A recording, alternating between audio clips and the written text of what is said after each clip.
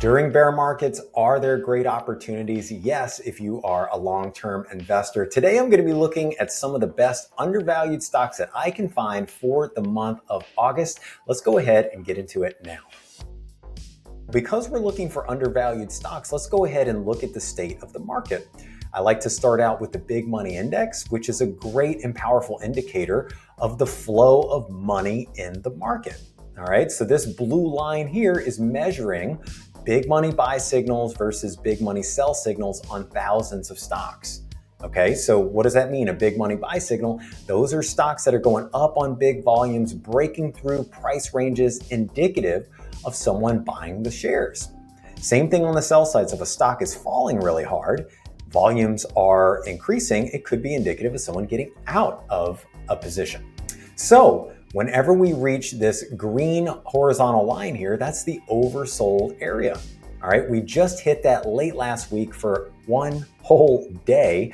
And prior to that, it happened in May, and you saw that there was a big relief rally that happened. So let's go back in history and see why this could be a powerful indicator.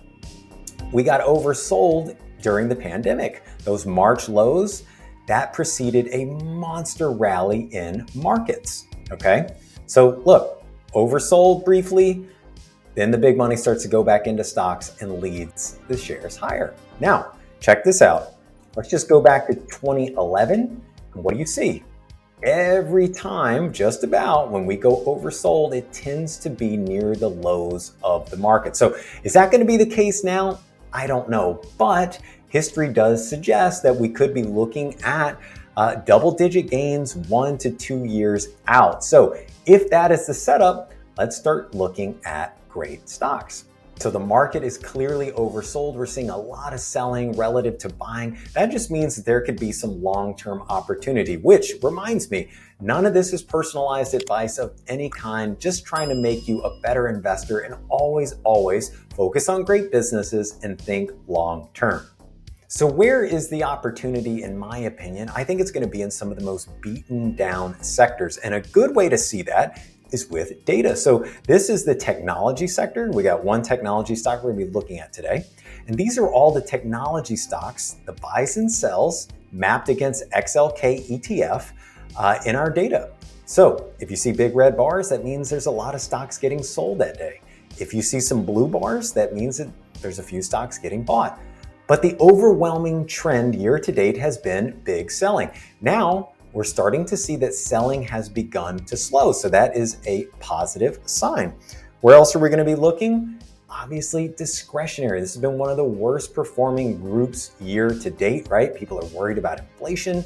They're worried about the consumer not having enough money to purchase goods. Same type of story, big selling. But again, you can find great stocks in a sea of red. We're also going to be looking at the financial sector. Again, tons and tons of selling. That just means that there's opportunity. And then finally, we're going to be looking at a staples company, which actually has had some signs of life because it can be somewhat defensive in this type of environment. So the first undervalued opportunity I'm looking at is Target Corporation. This is a huge department store. They sell general merchandise. Basically, if you need auto parts, if you need toys, if you need clothes, groceries, you name it, Target probably has it. Very similar to like a Walmart, maybe a little bit higher scale. It's a great store. I'm there all the time. But let's go ahead and look at the stock.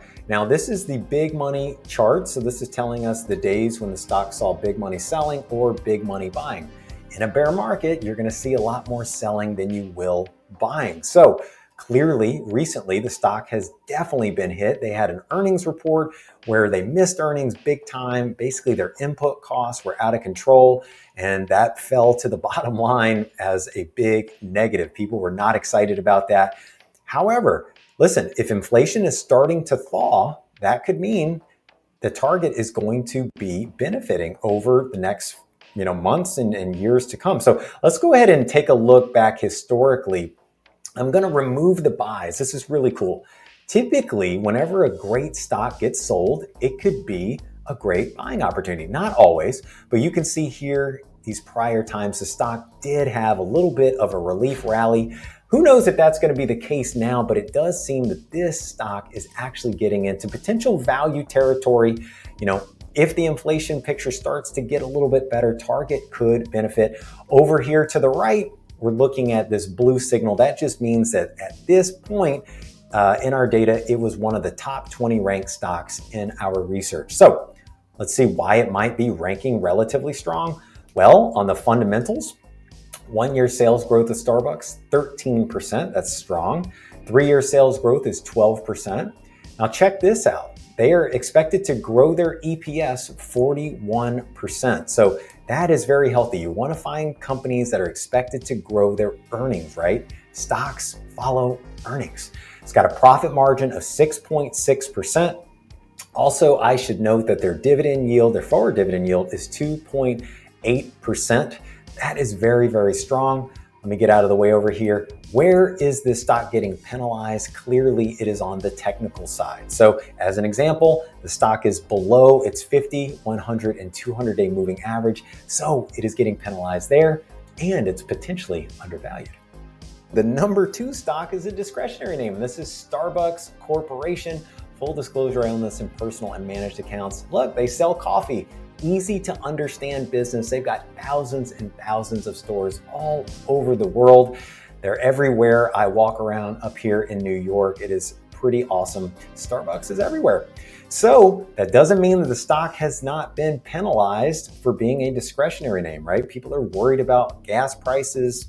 Consumer doesn't have as much money left in their wallet. Maybe they're not going to buy as much coffee. That's the story. And you can see the stock has been in a huge slide year to date. But let's back it up just a little bit over the past few years. And let's see if great stocks tend to bounce after getting sold. Let's remove those buys. And usually, yep, you can see a little bit of bounce here, relief rally, big rally here, relief rally. Listen, what are we going to see with Starbucks in the coming months and over the next year? Well, I think if the macro landscape starts to get a little bit better, Starbucks could be really primed. Now, look, you also got Howard Schultz, right? CEO. He's somebody I don't want to bet against. Just has a big track record of success. Looking over here, we can see the stock has been a top 20 stock many, many times. So that means it probably has great fundamentals. Let's look at those real quick. Look at this, the 1-year sales growth of Starbucks, 23%. That's outstanding. The 1-year EPS growth estimate is actually almost 20%. So look, you want to be buying stocks or at least holding stocks that are expected to grow their earnings, right? Stocks follow earnings. It also sports a profit margin of 14.5, and forward PE is just under 28. So for Starbucks, that's actually in the lower end of the range. Now, if we go over here on the technicals, they're getting some good scores and some poor scores. Let's go with this first poor score. 357 days since it made a 52-week high. So it's not scoring well there. However, it is starting to break out of a base. The stock is trading near its 12-week high.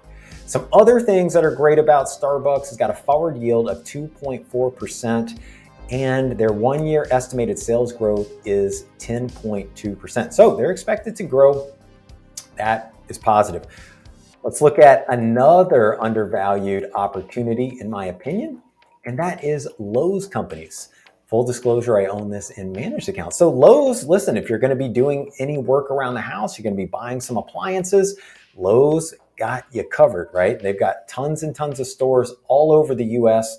It's a great, great company with a big, big history.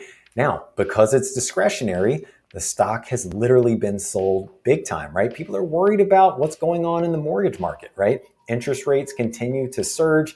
You've got people refinancing less. So people are concerned that people aren't going to be spending money on their houses. But you know what? I think this is an undervalued opportunity. I think Lowe's has a history to prove that it's a great company long-term.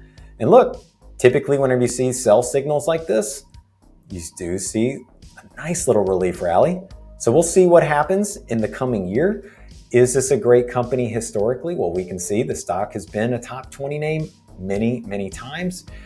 Fundamentals, 1-year sales growth, 7.4%. Look at this. The 1-year EPS growth estimate is 8.8%. profit margin of 8.7%, and it's got a forward PE just under 14. That is very positive. Let's look at some of these technicals.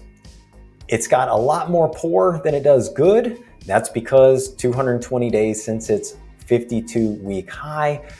It is getting an okay score here because it says it's very near its 12-week high of $207 per share.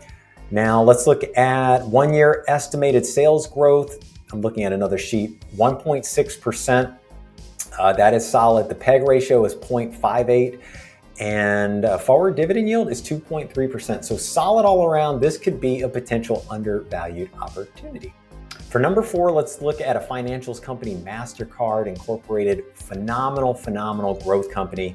And you know what? It's a name that we all can relate to. If you've got a credit card, you're buying things online, you're buying them at the store, chances are you've got a Mastercard in your wallet. They've got a huge network, payments network. And listen, the stock has been extremely volatile. I mean, what stock hasn't? The latest signals that we've been seeing have been for sale, but let's go look over the last 5 years. Let's see if that selling usually is a good opportunity.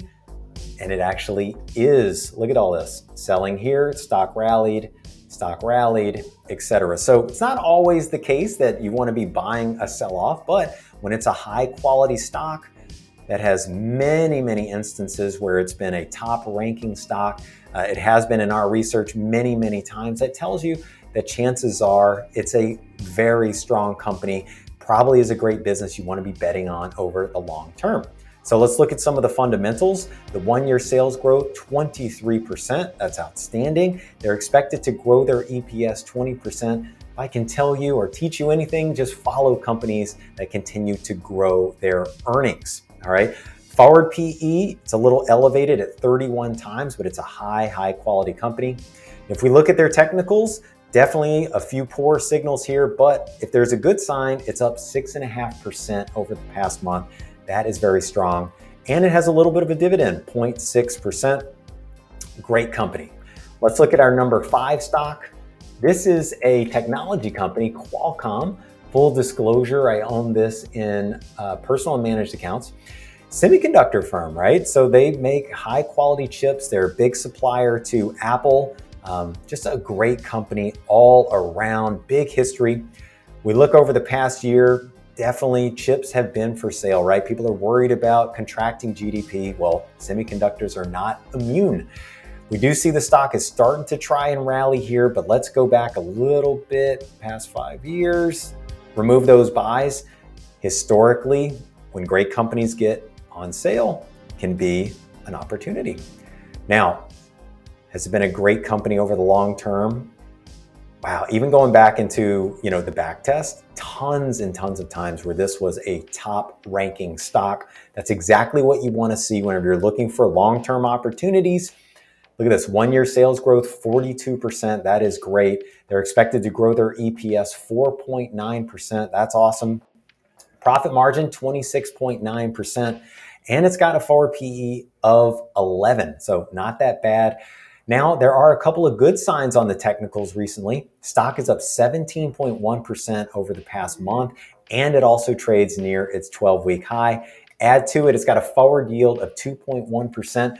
This could be a great undervalued opportunity. So there you have it. Those are some of my best undervalued opportunities for the month of August. Always remember, this is not personalized advice. I'm just trying to make you a better investor. Always think long-term and try to focus on companies that make money and are super high quality with a big history of success. You guys hang in there. I know the bear market is tough, but eventually we will see better days. I will see you next time.